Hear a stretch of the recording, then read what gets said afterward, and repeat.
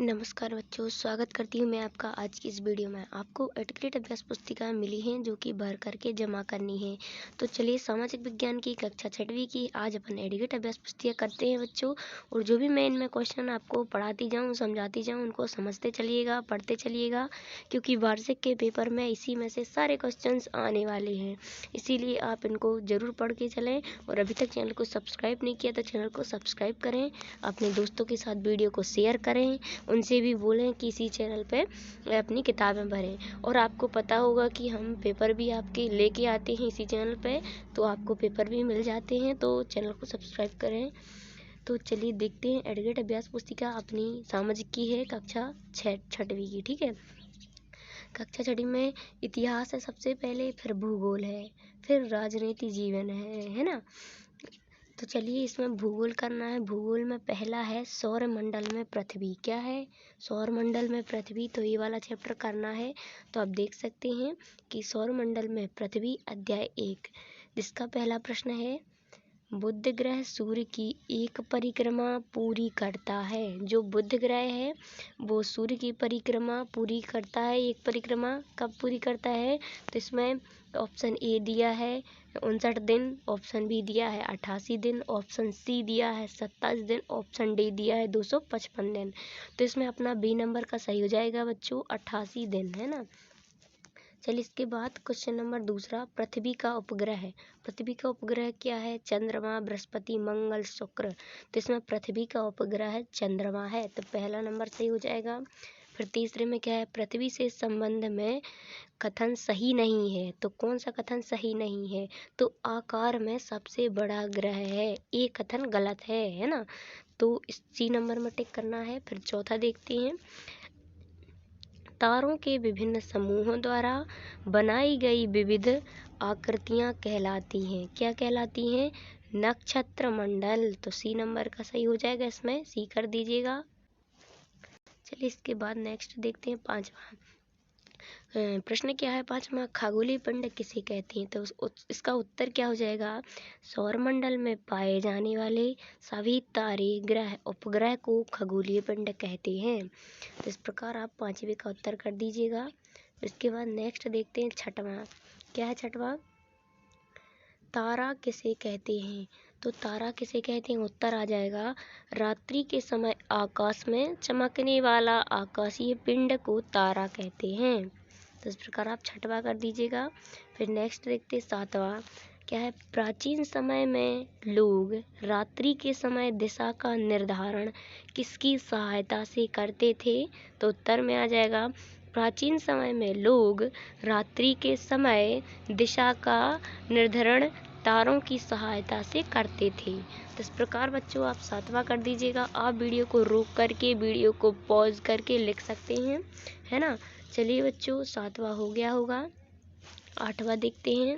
Channel को subscribe नहीं किया तो चैनल को सब्सक्राइब जरूर करें, ताकि जितनी भी आपकी किताबें हैं जौन जौन से सब्जेक्ट की, सब मैं इसी पे भरवा रही हूँ, तो आप भरते चलिएगा, है ना। आज तो सामाजिक की कर रहे हैं अपन। फिर चलिए देखते हैं इसका आठवां प्रश्न क्या है। चंद्रमा एवं सभी छोटी चमकीली वस्तुओं को हम दिन के समय क्यों नहीं देख पाते? तो उत्तर में क्या आ जाएगा?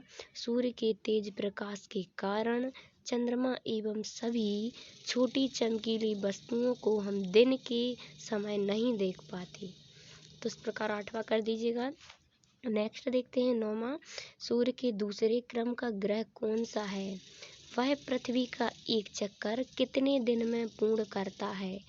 तो उत्तर आ जाएगा, सूर्य के दूसरे क्रम का ग्रह शुक्र है। यह पृथ्वी की एक चक्कर 225 दिन में पूर्ण करता है। कितने दिन में पूरी करता है? 225 दिन में पूरी करता है। तो चलिए नौवां आप कर दीजिएगा इस प्रकार। फिर नेक्स्ट 10वां, उपग्रह किसे कहते हैं? तो उत्तर में आ जाएगा, वे पिंड जो ग्रह के चारों तरफ चक्कर लगाते हैं उपग्रह कहलाते हैं। तो आप 10वां कर दीजिएगा बच्चों। फिर नेक्स्ट देखते हैं 11वां। आकाश गंगा क्या है, समझाइए।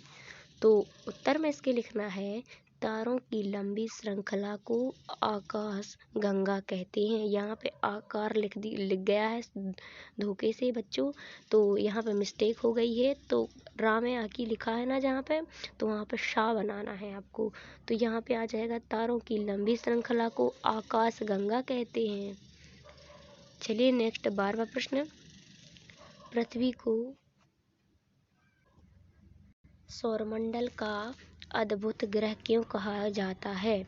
तो उत्तर में आ जाएगा, पृथ्वी पर जीवन संभव होने के कारण पृथ्वी को सौरमंडल का अद्भुत ग्रह कहते हैं। इसके बाद नेक्स्ट देखते हैं 13वां प्रश्न, ब्रह्मांड का निर्माण किन किन आकाशीय पिंडों द्वारा होता है?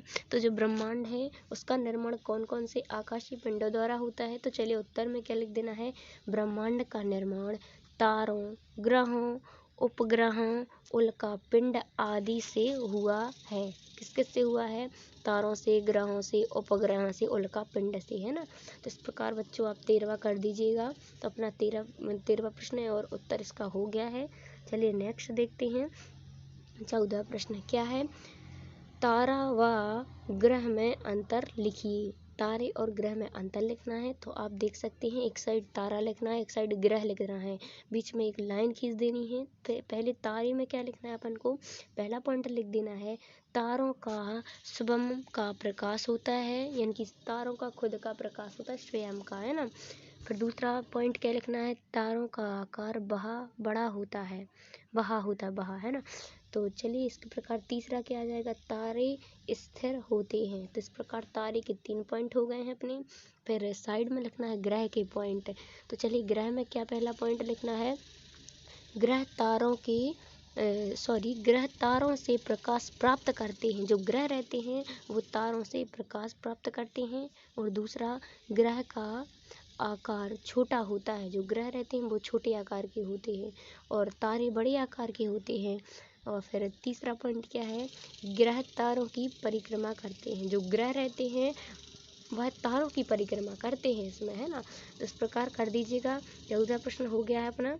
तो चलिए जो अध्याय 1 था अपना भूगोल का, वो अपन ने कर लिया है बच्चों। तो इसी प्रकार चैनल को सब्सक्राइब करें और इसी प्रकार पहला अध्याय कर लीजिएगा। सौरमंडल में पृथ्वी वाला, है ना, भूगोल का था, आप देख सकते हैं ये भूगोल का, सौरमंडल में पृथ्वी था। इसके बाद नेक्स्ट अध्याय रहेगा ग्लोबल आकांक्ष एवं देशांतर, अक्षांश और देशांतर रहेगा नेक्स्ट अपना अध्याय 2 भूगोल का। तो नेक्स्ट वीडियो में मिलते हैं अध्याय 2 में। तब तक के लिए थैंक यू, धन्यवाद बच्चों, थैंक यू।